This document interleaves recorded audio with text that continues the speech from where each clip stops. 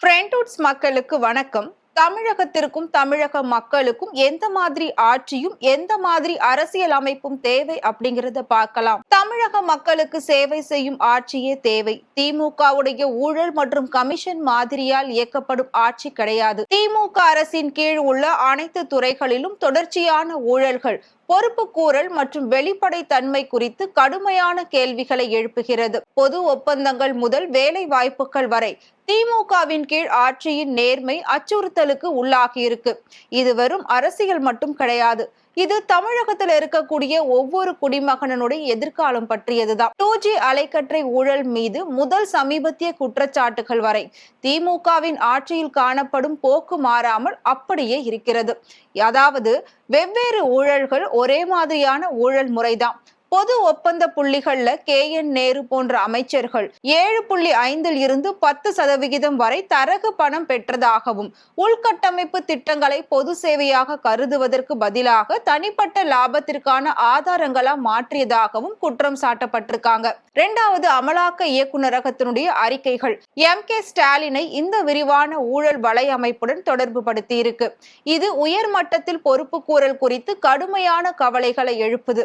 ஊழல் வேலை வாய்ப்புகளையும் பாதிக்குது. அமைச்சர் KN நேருவால 888 கோடி மோசடி செய்யப்பட்டிருக்கு. இதில் அரசு பதவிகள் 35 லட்சம் வரை விற்கப்பட்டதாகவும் கூறப்படுகிறது.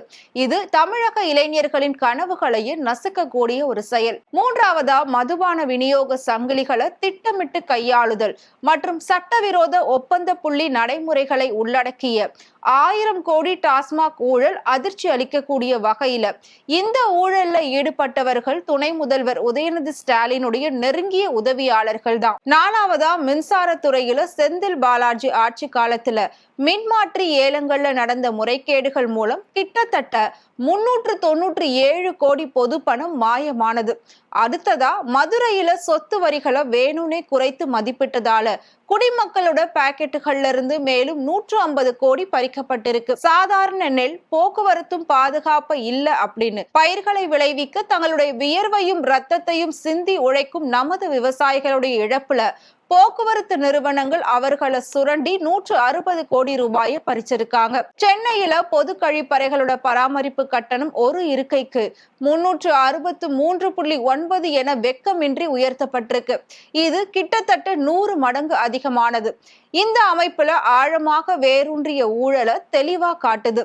மு.க.ஸ்டாலின் தலைமையின் கீழ பல மூத்த திமுக தலைவர்கள் தொடர்ந்து பெரும் ஊழல் குற்றச்சாட்டுகளை எதிர்கொண்டு வர்றதுனால கடுமையான கவலைகள் தான் எழுந்திருக்கு. செந்தில் பாலாஜி வேலைக்கு பணம் வாங்கிய ஊழல், பொன்முடி பண செலவை வழங்கும் ஊழல், KKSSR ராமச்சந்திரன் வருமானத்திற்கு அதிகமாக சொத்து சேர்த்த வழக்கு, KN நேரு டெண்டர் ஊழல், ஜெகத் ரட்சகன் நிலக்கரி ஊழல், இந்த மாதிரி திமுக அமைச்சர்கள் எல்லாருமே இதுல அடங்குறாங்க. இத்தகைய நீண்ட குற்றச்சாட்டுகளுடைய பட்டியலால ஊழலின் அளவு ரொம்பவே பெருசாகிடுச்சு. ஒவ்வொருடைய வழக்கையும் கண்காணிப்பது கிட்டத்தட்ட சாத்தியமற்றதா மாறிடுச்சு. இதுவரைக்கும் சாத்தியமற்றதுதான். முதலமைச்சர் மு.க.ஸ்டாலினம் கேட்கப்படும் ஒரு நேரடி கேள்வி, திமுகவின் அமைச்சர்கள் ஊழலிலிருந்து பொது பணத்தை தவறாக பயன்படுத்துவதில் இருந்து விடுபட்டவர்கள் என்று அவர்களால உண்மையா கூற முடியுமா?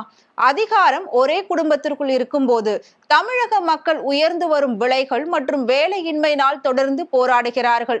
இது வெறும் அரசியல் மட்டும் கிடையாது. இது நம்பிக்கை, பொறுப்புக்கூறல் மற்றும் ஒவ்வொரு குடிமகனுடைய எதிர்காலம் பற்றியதுதான். அன்பான மக்களே, போதும். நாம இந்த ஊழலையும் கமிஷன் முறையையும் ஒரு முடிவுக்கு கொண்டு வரக்கூடிய சரியான நேரம் இது. இது மட்டும் இல்லாம மே 4, 2026 அன்னைக்கு சிறந்த ஆட்சியை வலியுறுத்தணும்.